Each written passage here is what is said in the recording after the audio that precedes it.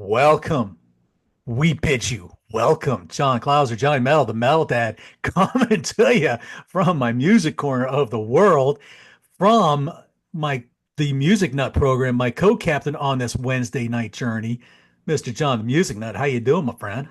I'm doing great, John. Welcome, Steve. And Hi, John. from the Shire, or whatever part of the world you want to call it, from the land of New Zealand, Steve Deluxe from Rock and Metal Invasion. How you doing, my friend? I'm doing well, thanks, Johnny. Dude. Good to be on here, and first time on your show. Big fan, though, especially Wasp Wednesday. I was a big fan of that one, and been Yes, following sir. the Eclipse as well. So, but as I said to you before we came on, you chose the right album for me. So yeah, happy to come on and talk about Eat the Heat. Oh, I love it. I love it. Yes, it is up to the limit number, episode 8. Let's all flash our Eat the Heat covers here because I think all of us have a little bit of a. John's got the CD, and Steve and I have varying um, uh, um, vinyl versions here. So yeah, well, Yeah, it's got your cover on the back on my back cover. right Yeah. now. So here's a goodie I got to find for you, Steve. How about your liner? How about your sleeve here? Let's just show this while we're thinking Yeah, I about it. think it's pretty similar, except mine's blue. But look at that picture of Wolf. You see that on mine? I can't see. I can see Peter. I can't see Wolf. Okay, this one is Wolf. Yeah, they boo booed because Oh, I see, see. see that Yeah, yeah. see that picture of Peter. Oh, I see. Right, the names. Yeah, yeah, yeah, yeah, yeah, yeah. I'm with you. Yeah, they did boo boo. So yeah, they somebody made a mistake with that one when they were putting that together. So yeah, so you'll probably see a few. Everybody's got a different track listing as we'll get into. But anyway, no, Rock and Metal Invasion, y'all, great channel. Go check out. Lots of great content. It's when you get connected to the contrarians, like what John and I have, then you kind of get into all these other little pockets of people. And thanks to Peter Kerr of Rock Daydream Nation, that's how we came to know Steve from Rock and Metal Invasion. So Yes. we've shared a few panels with him, and it's always a pleasure to do a show with him. So we certainly thank you for being a part of this.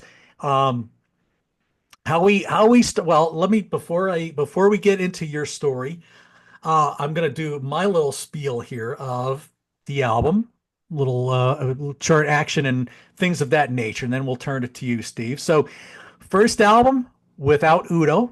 Udo by this point leaves the band, Udo Dirk Schneider, and basically a lot of just creative differences and disagreements with the band direction. And if you listen to Animal House that Udo puts out, yeah, I think that probably could have been the next Accept album, honestly. But recorded at the Dirk Studio in Cologne, released in 1989. May 11th of 1989 it was released. Again, on the RCA BMG Areola label in Europe, on Epic in the US. 53 minutes and 11 seconds is what this one times in at. Only one single released in Europe in July of 89, which was Generation Clash. Um, let's see. Only a few charts here. On the Finnish charts, this got up to 25. The German charts, number 15. The Japanese charts, number 87.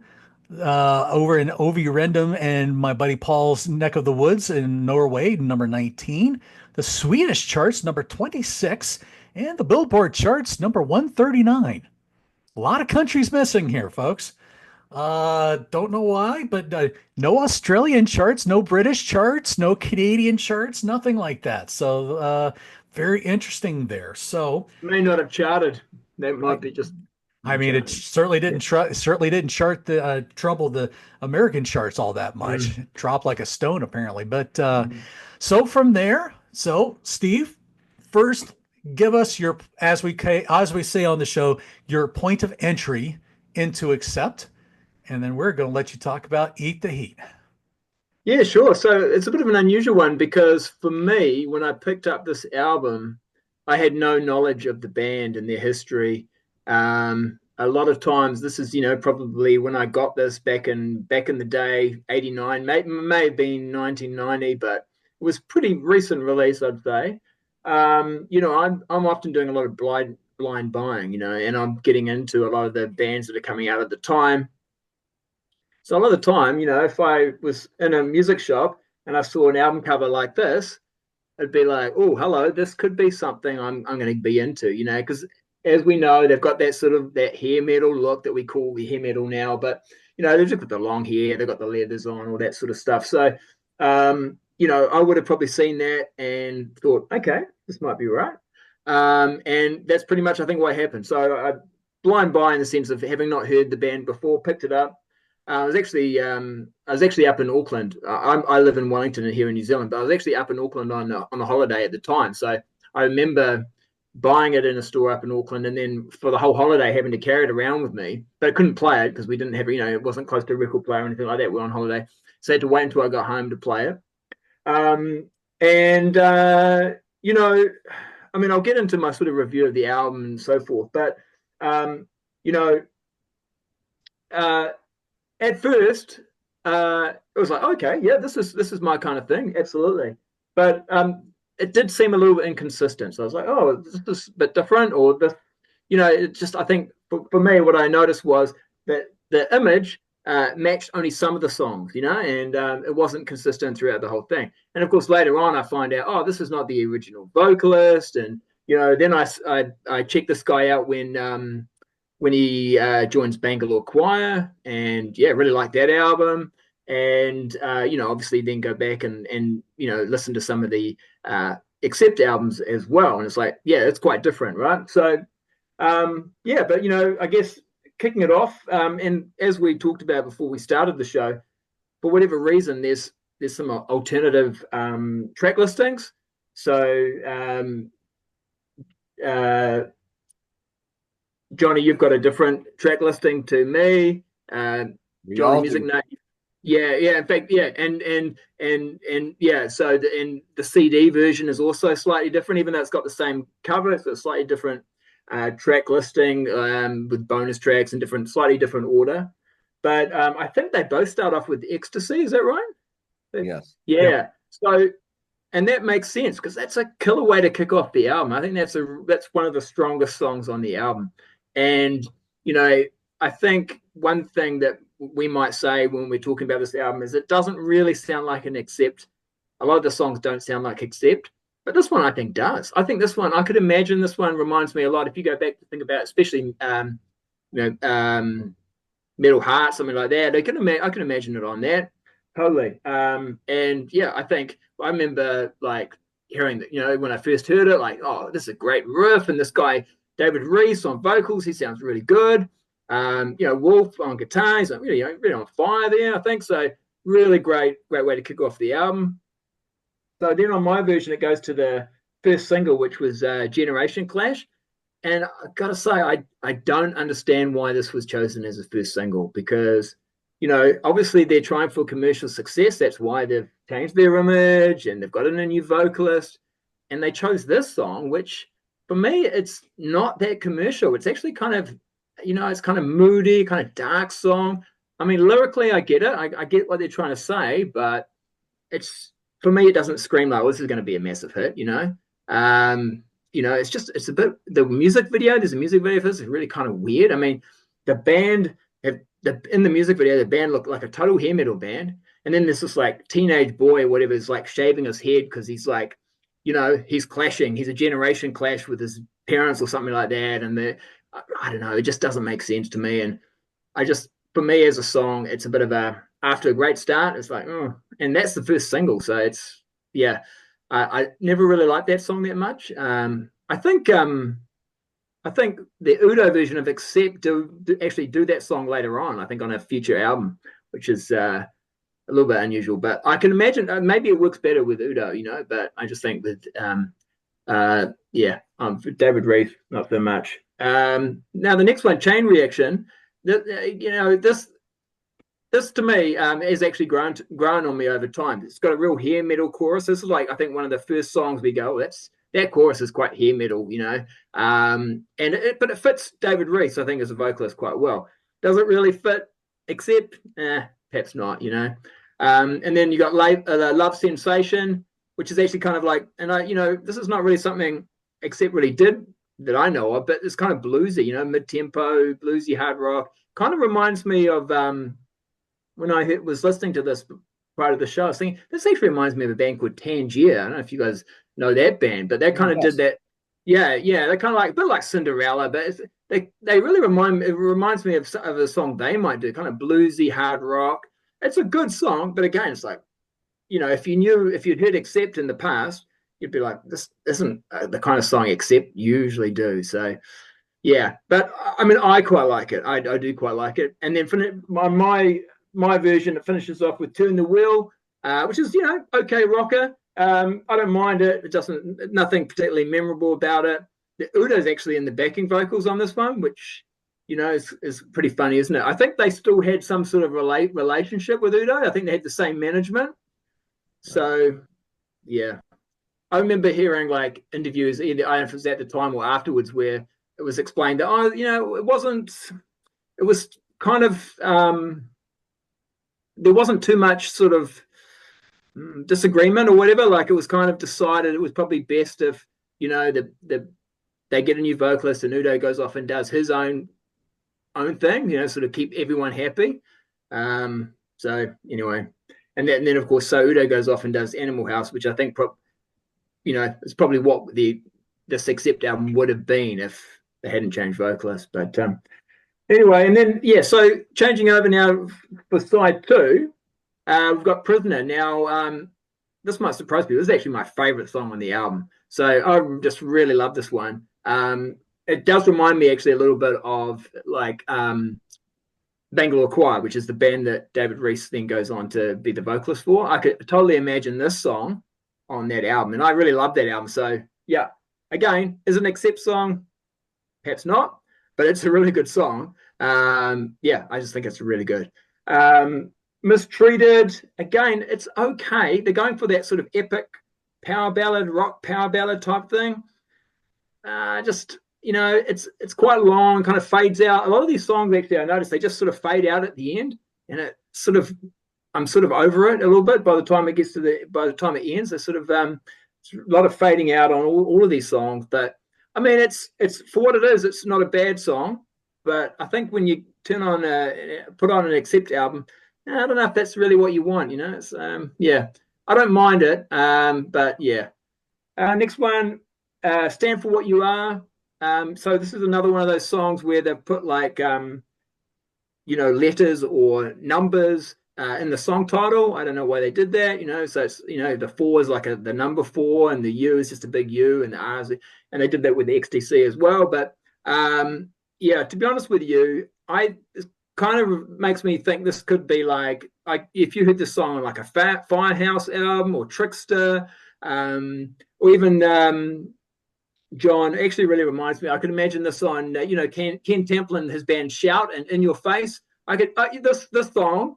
I could imagine it on that album. It's that kind of song, and there's nothing wrong with that. I like this kind of music, but again, you Stand for it. It's a very catchy chorus. Like I get it in my head straight away. But I don't know. It's perhaps not. And again, not an Accept song.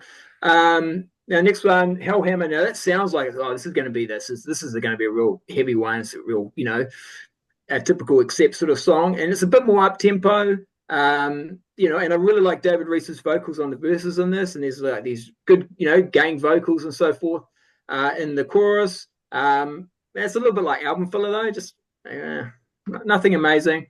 And then the last song, D Train. This is the song I actually would have opened the album with. I think if they'd at least, say like Judas Priest, they used to always start off with a good kick-ass song, real fast-paced rocker at the start of their albums. I think if they had started off their album with this one, at least it might have at least made people think, oh, this album's going to rock. It's going to be awesome, because obviously then there's nothing else I don't think as heavy as fast-paced as this on the whole album. But but I actually really like it, and I think like I said, I would have opened with the album with this song, but so there we go.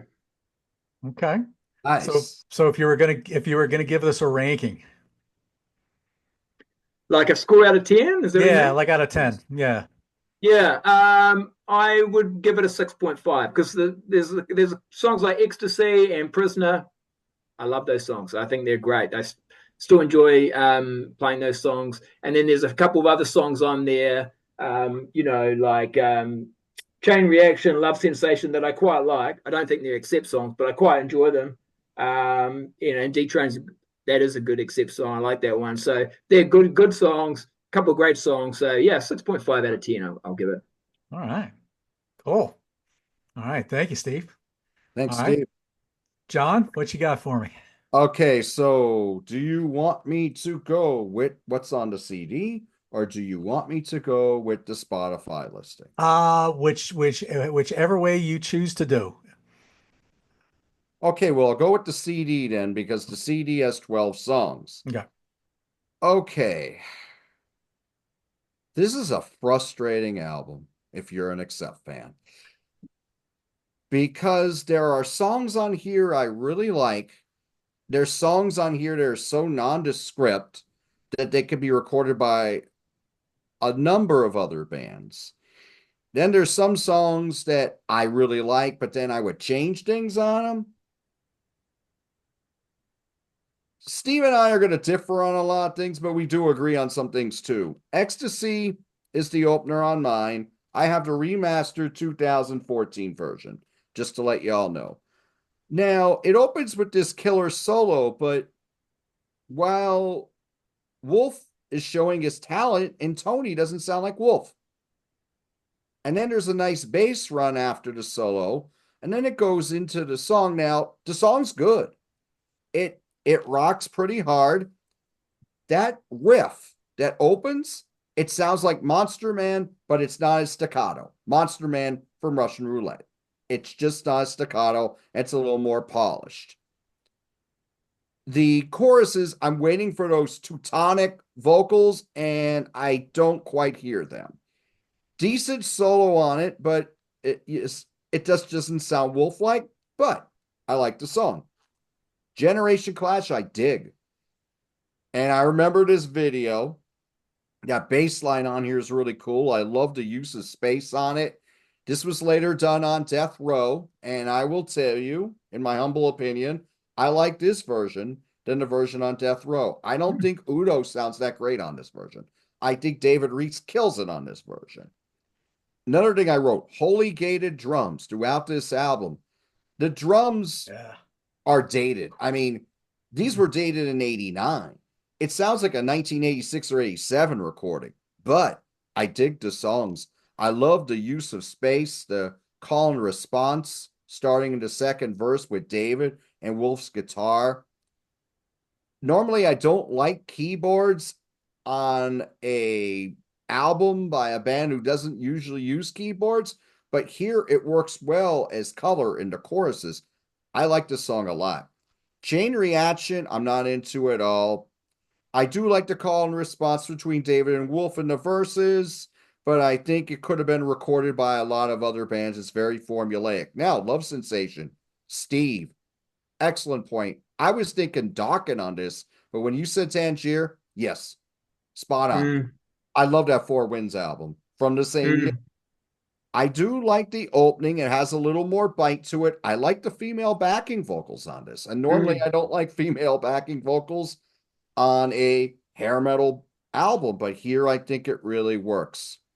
Musical bridge on this is really okay. I like this song. Turn the Wheel. You would think I would not like this at all because it's so cliched and formulaic. But I'll tell you what, that chorus is silly as hell, but it's so catchy that I dig it. They use this as the opening track on their tour. They open their shows with this. I can see why, because it would get you into it. I like that nice ad libbing that David does before the solo kicks in. That's very LA metal. And this is not their foundation, but I like what they did here. Hellhammer is the next song on my version. Musically neutered, well played, let's just say the performances on here are strong. Look, this is not a knock on their musicianship at all. The band plays these songs very well. They are excellent musicians, but musically they're neutered. Stefan Kaufman's really neutered on this album, not just because of the gated drums. If you want to hear how much talent he really has, you go back and you listen to Breaker or Fast as a Shark or Balls to the Wall. Here, he's he's really reined in. But this song, I'm not really into. It sounds like something that would play in a training montage during a movie from that time. It doesn't really stand out to me. Prisoner. Now, here's where Steve and I wouldn't agree. I don't like Prisoner. And the reason I don't like Prisoner is not because of the way this song is written or structured. I just don't like the production on it. I think there's too many bells and whistles. I think the backing vocals sound really disjointed. The keyboards are carrying the rhythms too much for my taste. And I think it gets more predominant as the song goes on. So, yeah, it's not my thing. I Can't Believe in You is the next song I have on here, and that is not featured on the versions that Steve and John own. And I can see why it wasn't on the original version, because it's just not that good a song. Again, the performance is strong. It sounds familiar. I can't put my finger on who it sounds like. Holy echo in this. It's just not that good. Mistreated. The 9-minute epic. Now, David sounds great on it. David's vocal on this is outstanding. This is not the Mistreated by Deep Purple, which David Coverdale did the vocal on. This, I listen to this and I'm like, you got a great solo from Wolf on here, a great vocal performance. Why are we doing a 9-minute power ballad on an album from 1989? Your version is 9 minutes long? Yeah. Wow. That's like Well, that's almost 2.5 minutes longer than my version. 8:51 on mine. They, Yeah. Okay. they probably could pack it in on a CD, but not on the vinyl, I guess. Yeah, it makes sense. And by the way, my CD, 1 hour and 2 minutes. Okay. So when I'm listening to this song, I'm thinking, why are we repeating this passage again? Why I would cut this part out, take it down to 5 minutes, and then I think it works as a great power ballad, which was very in vogue at this time. I think they might have got somewhere, got some airplay on this because it's very well sung. It's a good song. Doesn't sound like Accept, but I mean it's just way too long for my tastes. But again, performance very strong. Stand for what you are. In addition to having a title like a Prince song, it sounds like something that the Zack Attack would play on Saved by the Bell. It does nothing for me. It just, I do not like this. Oof. It's just so formulaic. It's just, nope. I first thought it was Poison, but no, there's not really a hook in this. And nah. Break the Ice, which, do you guys have Break the Ice on your version or no? Mm-mm. Okay, now Break the Ice. One of the best songs on the album, in my opinion. Stefan finally sounds like Stefan. Passionate lead vocal from Dave. Cool drum fills. Wicked guitar lines. Good chorus. We have a nice little bridge on this as well. I think this song kicks ass. And now we get D Train to close the album. And I think Steve has a very good opinion about opening the album with this. This is my favorite song on the album. This kicks ass. That Train on the Tracks opening leads you into that killer riff. I can hear Udo singing this, no doubt about it.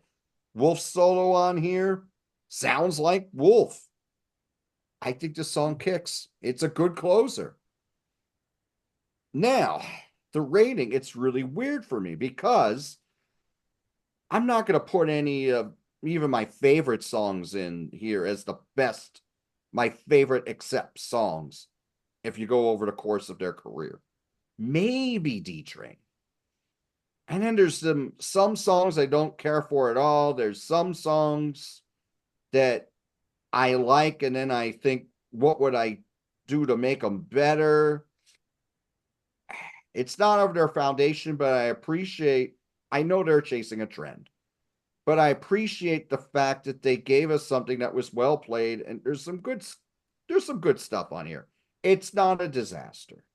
I could see why some if Steve or this was your first Accept album, right, Steve? Mm, So I can understand why you'd like this more than me.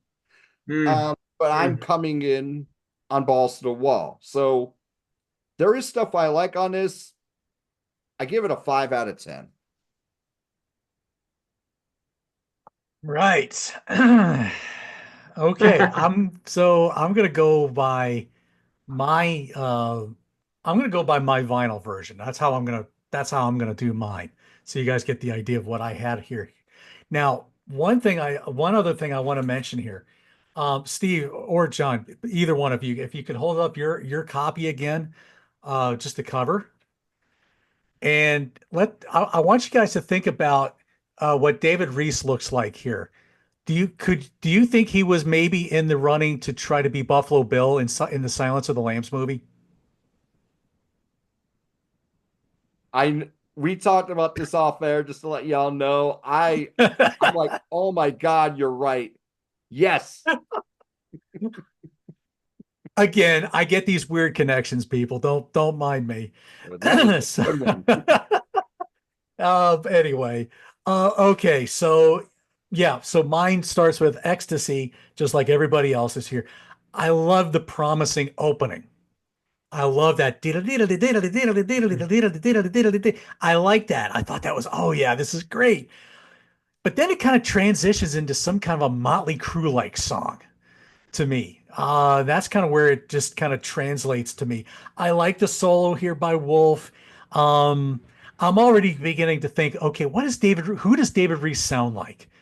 And there's probably a number of other singers that had come to my mind, but their names weren't coming to my tongue.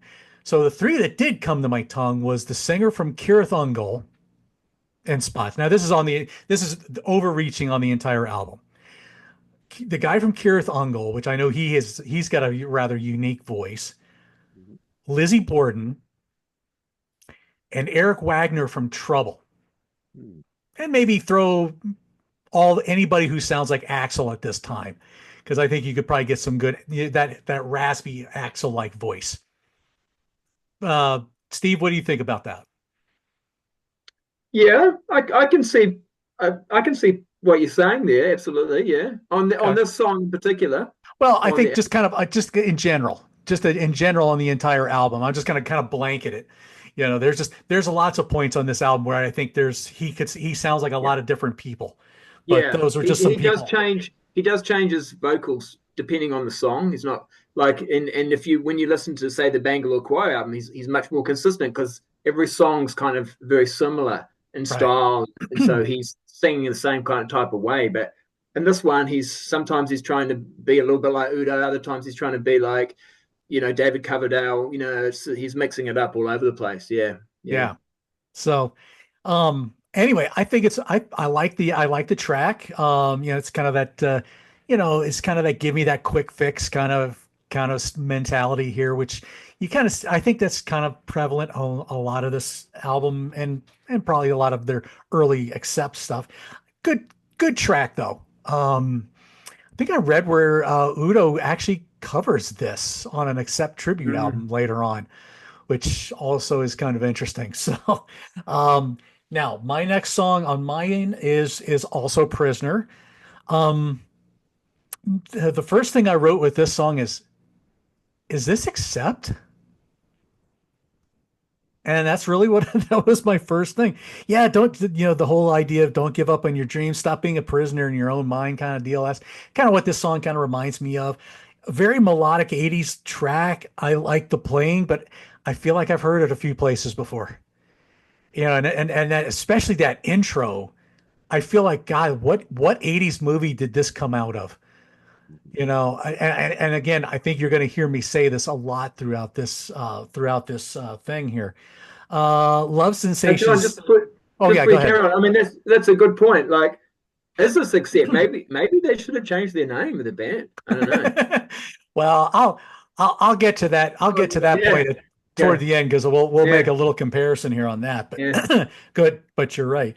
Um, yeah, Love Sensation. Giddy up. What? Really? I can't hear Udo singing something like that. Again, another melodic track, interesting gang vocals with the female vocal, which I thought was nice. Again, I don't think we need to go into the whole idea of what the song is about, but the whole giddy up thing made it just kind of was like I'm really struggling to take this song seriously. But it's not a bad track. Chain Reactions next on mine. Again, breaking out of that routine of life, but yeah, kind of that Chuck Berry like opening riff that kind of carries that, did it, that kind of Yeah. thing. Another melodic rocker. Again, sounds like it could have been in some 80s movie at some point. Um, let's see. Next on mine is Stand for What You Are. Yeah, boy, you nailed it with the Prince wording here. Good. Holy little red Corvette here. Um yeah, what did I say about that song? Another song, again, sounds like it came out of a movie. The idea of just don't look back and just live for the now kind of deal. But again, the song didn't really stand out for me all that much. Again, I'm struggling to get past all of this. I feel like it just got ripped out of a bad 80s movie somewhere. That's uh, or even a good 80s movie. Or a Um, bad 80s youth sitcom. that too. Okay, side one ends with D Train. I like this one. A good energetic track to end the side. Again, I feel like I've heard it before. I again just can't put my finger on it, but yeah, a good chugging song with good wolf licks. The end of the song disappoints me though. I don't know what happens there, Yeah. but something weird happens at the end of the song. It just is like it doesn't seem to work with the song. I don't know. Just an odd way to end the song to me. I agree with that. And Yeah. I have that written down here too, even though I love the song. It just those vocal effects at the end. Yeah. Yeah, just strange ending to the song. So, okay, so we flip the side over and Generation Clash starts it off. To me, I kind of get this as a little PMRC love letter. Uh, it has its moments. It has this moody feel. I just feel like I feel like though I'm waiting for the woman from the Wendy's commercial to come out and say, "Where's the beef?" Because I feel like there's not enough beef to this song. Like there should be more. There should be more guitars. There should be more Yeah. sounds. Instead, it's just Stefan and Pierre driving the song with Wolf just kind of doing his thing and David's singing over it. I just feel like, man, this song just needs more. It's like I love that little chorus music thing that they're doing. That sounds like almost like a horn sound, like a French horn sound. But I feel like, oh man, there should be more of this throughout this song. And I'm like, it's just not there. Not a bad song. I kind of like where they're going lyrically with it. I was listening to the Death Row version, and it's completely different lyrics. All the verses were completely different, but we'll get to that in a couple of weeks or so. Right. Let's see. Next up on mine is "Turn the Wheel." I like the chorus. I thought it was a good, energetic song. I kind of agree with you. I thought it was a good way to open the set for a concert. It does kind of bring you in. I like that, but the lyrically, I get this idea of like the rich girl, well, beyond wanting more beyond the sugar daddy kind of feel is what I got out of this song. But still, it's still a decent track. I still like this. I thought it was pretty good. Next up, we have Hellhammer. I like this chugging song, but you're right. Holy, holy, holy 80 gated drums, Batman. Yikes. Love the gang chorus. The song direction goes weird again, and then it has this super long fade out. Mm. I don't get that. I just don't couldn't quite figure it out, but it had promise. I liked it to when it started. It just somewhere the song lost translation to me. But Mistreated ends it for me. Um, again, I feel like we've heard this kind of song already a lot in the 80s by this point. Did it in my version it has 6 minutes and 53 seconds. And so my question was, did this song really need to be 7 minutes long? And if yours, John's, was nine, Yes. I'm thinking, yikes, what did they cut out? Uh, but it has its peaks and valleys, but it again, yeah, it's nice that Accept could put a song like this together. I just again just doesn't it just all of this felt very unnatural. And that's to me is how this whole album is. It to me just feels unnatural. Um so my ranking, John, I'm going to join you with that 5. Okay.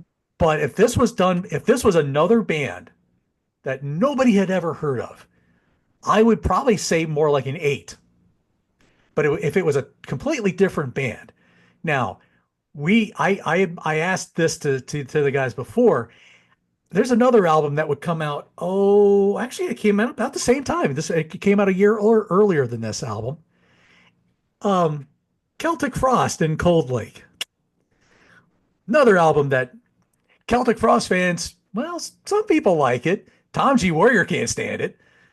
I kind of like it, but I'm in the same family that if if if this had been called anything else but Celtic Frost, this would have done Mm. well instead of getting the crap that it got. That's just my personal opinion.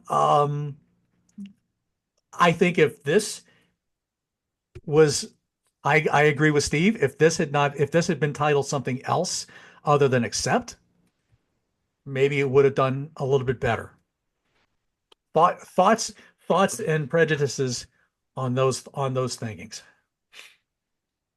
Yeah, well, I think that is, like what you just said. If they had maybe just changed the name of the band, it is basically the band with a new vocalist. But you know, I mean, when Chris Cornell basically took over Rage Against the Machine, they didn't keep calling it Rage Against the Machine, right? Because Correct. Chris Cornell was not going to sound like Zach, So, and I think it's kind of a bit like that in this situation. The vocalist is quite different, and they're also going for a different sound.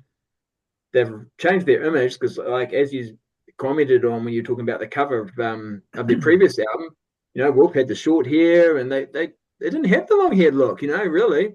But now they're totally, really pretty much glammed up, with all the long hair and the leathers, and they've totally got the image. So, you know, and it's very much like Celtic Frost. The image of the band has changed, the sound has changed a little bit. So fans up to this, yeah, I mean, and it's even by hair metal standards, that's a shocker, right? I mean, it's not even like a good, yeah, yeah. They Oof. haven't even done it well. So if you're going to change your image, like do it well. I mean, like Accept done it pretty good. It's pretty, and they haven't got makeup on. It could have been worse. This is this is Oh actually wow. this is actually a 12-inch single. So yeah, so Nice. and it's got I Can't Believe in You. Oh, It's okay. Oh, there that's we go. yeah. So that's the There we main go. reason I got it, right, to get an extra track. Right. But yeah, Well, when we talked about it, John and I have actually talked about another album where a lead singer gets changed, but yet they kept the name of the band, and it sounded nothing like the previous albums before. And that was when Yes did Drama. yeah. I Right. mean, by all accounts, do we think Yes should have changed their name because, you know, Trevor Horn comes in at the vocals now? Mm. I Well, don't know. vocally, they still sounded It's true. strong because you still had Chris there with the harmonies. That's true. That's So true. that's still close to their foundation, even that because was a big part of their foundation is John and Chris singing together. Hmm. So you still got Chris there, and you still have his great bass playing. Only this time, I think I might be maybe even a little more busier. I mean, Yeah. it still has a lot of trouble to it. So I think it still sounds like it's different, but it still sounds like yes. This doesn't sound like Accept. This sounds more LA, which Mhm. I've said about other albums and bands. Like, and you're listening to it, you're like, what could Udo sing on this? Only thing I'm thinking is, well, they did Generation Clash, so they obviously thought highly of that to do that again on Death Row. Maybe D Train, I can see that because you got that driving rhythm, which is an Accept staple. But Mhm. some of these others, I mean, I Can't Believe in You or Mistreated, I can never hear Mm. Udo singing these songs. Or Mark, you know. No, no. Yeah. Also, David Reese, he didn't have anything to do with the album other than sing on it. He's not written the lyrics. He's got Right. no credits. It's still Deafy doing the lyrics. Mhm. So he's really not had anything to do with it. Yet sounds very LA, right? It sounds like, oh, he's come over from LA and he said, hey guys, here's the lyrics for the new album. Yeah, That's what and happened. and it's all Wolf on guitar. Yeah, that's there is right. another person shown, but he doesn't play on it. Yeah, He was just used yeah. for live. Jim Jim Stacy. Stacy. He doesn't play a note on the album, so Mm, it's all Wolf. mm. So yeah. So yeah, now their touring that they did got cut short because Stefan got injured at some point and they had to stop the tour. So Yes. John, I'm going to let you do the tour part. Okay, I don't have a lot here. They focused on North America. No dates in Europe or South America or anything like that. We got 37 dates in the United States, 2 in Canada, 1 in Mexico. They were really going all in on trying to be Americanized by focusing their tour on North America and also in their set list. What's our most melodic album up to this point? Metal Heart. So we're playing a lot of Metal Heart on this tour. And we're opening the tour with Turn the Wheel. Before I get into the tour dates, and they'll be brief, other songs from Eat the Heat played on this tour: Hellhammer, Generation Clash, D Train, and Ecstasy. One date they played Fast as a Shark. They dropped Fast as a Shark. Mm. Wow. Crazy. If you're a long time Accept fan, you hear that, you're like, huh? Hmm. They were mostly playing songs from Metal Heart, Eat the Heat, of course, maybe 2 songs from Restless and Wild. 1 song from Russian Roulette would be TV War, and they'd usually play it near the end of the set, or sometimes it's an encore. A lot of the dates that were listed on Setlist FM were that very popular concert place called Unknown Venue. June 9, Hmm. 89, Unknown Venue in Evansville, Indiana. The first several dates they played small clubs like Delwyn Ballroom in St. Joseph, Minnesota, Ryan's in St. Paul, Minnesota, Fat Jack's Nightclub in Council Bluffs, Iowa, Club Max in Denver, Colorado, Iguanas in Tijuana, Mexico, Confetti in Albuquerque, New Mexico, and the Flaming Mug in Fayette, North Carolina. Then they start playing bigger clubs where they were co-headlining with Wasp, who had the Headless Children out at this time, Ooh. and Metal Church opening with Blessing in Disguise. So Oh. there was only a handful of dates because of Stefan's back injury. And what I read on Wikipedia was Peter Baltus and David Reese got in a fight too. And Oh. that had a lot to do with end of the tour. City Club, and these will be brief. City Club in Boston, Massachusetts, Concert Hall in Toronto, Ontario, Canada, The Chance in Poughkeepsie, New York, City Limits in Penn Hills, Pennsylvania, Bogarts in Cincinnati, Ohio, Vic Theater in Chicago, Illinois. That's where the fight was. And Paramount Theater in Seattle, Washington. There you go. Hmm. Not much. Not much. Boy. A lot of these were unknown venue. So it's like, I'm not going to say unknown venue in Scranton, Pennsylvania. You know what I mean? So, Right. Right. Well, I think to basically to sum this up a little bit, I was talking with the professor Peter Jones. I was like, I'm trying to find nice things to say about this album. And I was really kind of struggling. So let me just I'm gonna end with this, and we'll let Steve, then we'll let you do your plugs, and John, you can do your plugs here as well. So um he sends me this. So I'm gonna this is him being a poet and didn't know it. I am John, John I am. I do not like eat the heat, my friend. I do not like it here or there. I do not like it anywhere. I do not like it in a house. I do not like it with a mouse. I do not like it in a box. They've been better with a singer named Klaus. I had a Peter Pete. feeling he didn't care for this album. Well, yeah. What did he? I'm trying to think. What did he?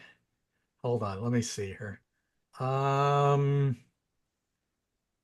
Yeah. Let me Well, see. we all agree the drums aren't good, so I mean he's not going to like that, is he? Oh, right, exactly. Yep. Yeah, I think he says the same thing we did. Sounds like a completely different band, but yeah. But there you go. But no, so Peter, I had to get him in for that because that was pretty funny. So Steve, what kind of things can we you want to plug, and what kind of things can we be plugging for you, brother? Oh, well, rock and metal invasion, as the name suggests, is rock and metal invading you. With I guess sometimes I'll just rant about something, sometimes I'll review something. We do rankings. Yeah, a whole lot of different stuff. Just whatever I kind of comes into my head and mind at the time. Sometimes I collaborate with other people, and yeah, you certainly can find me on like on your great channel, John, and also on Peter Kerr's channel, and I've been on Tim's Vinyl Confession. So you might see me around as well. So yeah, always great to talk. Yeah, usually hard rock, hair metals. Probably the two genres I focus on the most. But yeah. I'll tell you something. Steve is like the king of like obscure stuff. He will pull you watch some of his videos, and I swear he pulls some stuff out that I'm like, I've never I call myself kind of one of those same kind of people. If it was in my metal section in the record store back in the day, I usually just bought it. And he's coming out with stuff that I've never even heard of. And I would like to think, wow, and there is stuff I have heard of, but I'm thinking not many people are going to know who some certain bands are. But I'm like, holy crap, there's a lot of stuff even I don't even know. So, Yeah. so Well, I mean, if you want to check out some obscure stuff, mm, check out what Steve pulls out because he pulls it out. So yeah, elaborate a little bit more if you can. oh, well, it's just, I think that's what happens when you do a lot of blind buys as a teenager, and you're not really, it's like, oh, they've got long hair. It looks like they're going to play hard rock or heavy metal. So, if I can afford it, I'll buy it. And, Right. I used to just buy stuff too, like, if it's in the dollar bin or it's cheap, it's like cheap. They've got long hair. It looks like it's heavy metal, hard rock. I'll just buy it, and, yeah, so that was just I'm a big music fan, right? I just love listening to as much music as I can. I've got more music to listen to than I've got time to actually listen to now, So, and with the internet, it's just like, oh, Uh-huh. my whole mind's been blown. My list of things to listen to is just, I'm not, I don't have time. I don't have, I've got to also work, unfortunately. I've got to go and do my job. So, if I could just stay home 24/7, just listen to music, that's what I would do. But, can't do that. So, yeah. Right.